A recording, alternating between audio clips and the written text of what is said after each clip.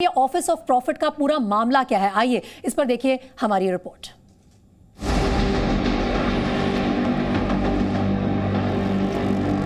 मुश्किलों में हेमंत सोरेन की विधानसभा सदस्यता। लाभ के पद के मामले में बड़ी सोरेन की मुश्किलें। हेमंत सोरेन की कुर्सी पर मंडराए संकट के बादल।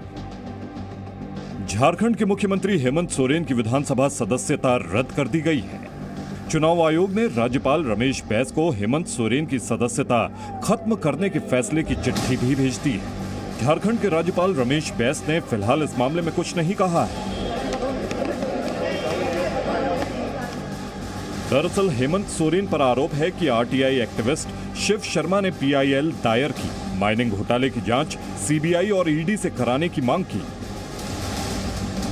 क्या भेड़ बकरियों को पाल के साल में करोड़ों कमाना चाहते हो? यकीन नहीं हो रहा ना? तो साल में 3 करोड़ कमाने वाले सिखाएं तो क्यों देरी कर रहे हो? फ्रीडम ऐप डाउनलोड करो। दरअसल ये पूरा मामला हेमंत सोरेन से जुड़ी माइनिंग लीज और शेल कंपनियों में उनके और करीबियों की हिस्सेदारी से जुड़ा है। सोरेन पर आरोप है कि हेमंत सोरेन ने अपने पद का दुरुपयोग कर माइंस अपने नाम आवंटित करवा ली। मुख्यमंत्री हेमंत सोरेन और उनके परिवार पर आरोप है कि शेल कंपनी में इन्वेस्ट कर बेहिसाब संपत्ति अर्जित की। जब ये पूरा मामला हुआ तब हेमंत सोरेन के पास खनन मंत्रालय भी हुआ करता था। ईडी ने हाल ही में माइनिंग सचिव पूजा सिंघल को मनी लॉन्ड्रिंग केस में गिरफ्तार किया था।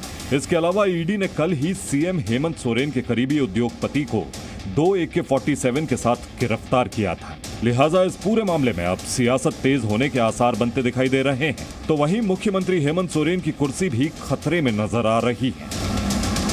ब्यूरो रिपोर्ट, जी मीडिया। तो साफ है कि झारखंड के सीएम हेमंत सोरेन की मुश्किलें बढ़ती जा रही हैं। खनन पट्टा को लेकर बीजेपी झारखंड सरकार पर हमलावर है। उनका कहना है कि बीजेपी राज्य में चुनाव चाहती है। हमारे संवाददाता रविंद्र कुमार ने बीजेपी सांसद निशिकांत दुबे से भी बात की, सुनी। बीजेपी के वरिष्ठ नेता और झारखंड से लोकसभा सांसद निशिकांत दुबे। निशिकांत जी, बीजेपी ने एक मुहिम चलाई। आपको लगता है कि आज जो चुनाव आयोग ने फैसला लिया है, सिफारिश की है हेमंत सोरेन मुख्यमंत्री की सदस्यता रद्द करने, गवर्नर को पत्र भी भेजा है, ये उस मुहिम का ही फल है?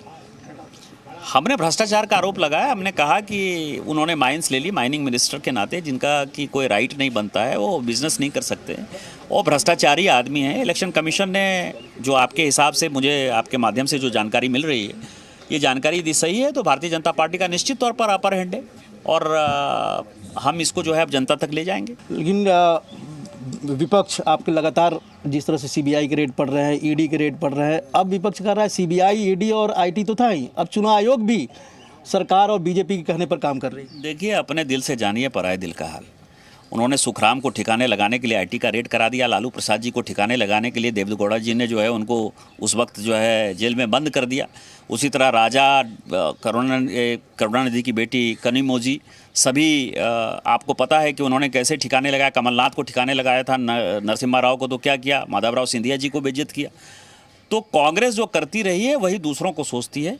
ये भारतीय जनता पार्टी है, जीरो टॉलरेंस पर विश्वास करती है। मोदी जी हैं, न खाते हैं न खाने देते हैं।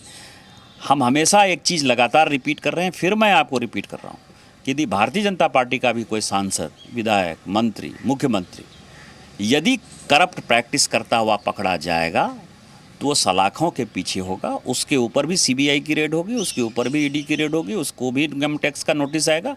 और मैं ऐसे 50 सांसदों को जानता हूं जिनके यहाँ इनकम टैक्स के रेड हुए हैं पिछले 4-5 सालों में, और जिनको जो है इनकम टैक्स की नोटिस रोज़ मिलती रहती है। इसीलिए हम जीरो टॉलरेंस पर हैं। कोई पार्टी दल देकर सीबीआई, ईडी और आईटी काम नहीं करती है। ये एक संवैधानिक स्वतंत्र संस्था है और जो भी काम कर रही है वो विरोधी को प्रचार करने दीजिए।